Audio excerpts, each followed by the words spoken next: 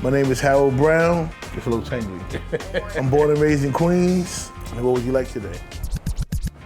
And I'm the best one-armed barber in the world.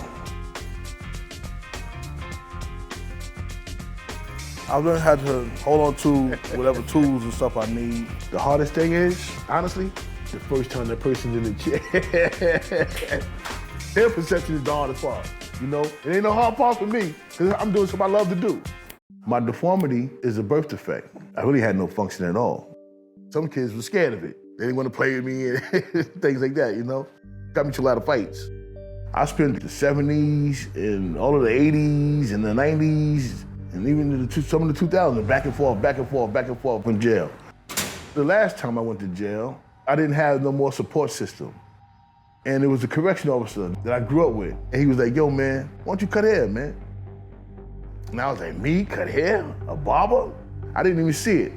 There was a barber I used to hang out with in the barbershop named Desperado. He was like, man, you don't want to cut no hair. I said, yeah, I want to learn how to cut hair, man. I just got better and better and better and better. The more I cut, the better I got. 2011, came home. I didn't have nowhere to live, but I knew I had a craft. I started working in the shop in Harlem, and I took Harlem by storm. They came and got the haircuts from me.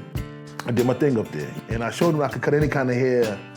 The American Barber Institute called me, and they hired me. 3 years of teaching there, and I taught like good 300, 400 students I taught. He has a big heart. It meant a lot to me because he took the time to teach me the right way. Because of his handicap, everything he does is on point because it's always had to be on point.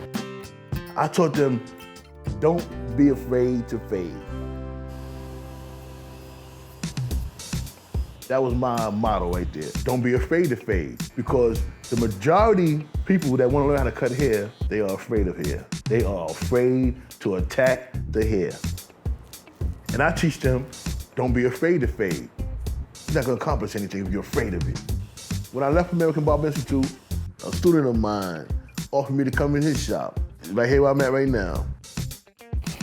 He's caring, and I picked that up. I wanna say this right here. I love cutting hair. I don't like cutting hair, I love cutting hair. I like making people feel good. It's more than just cutting hair to barbering. Barbering is a heart and soul felt profession.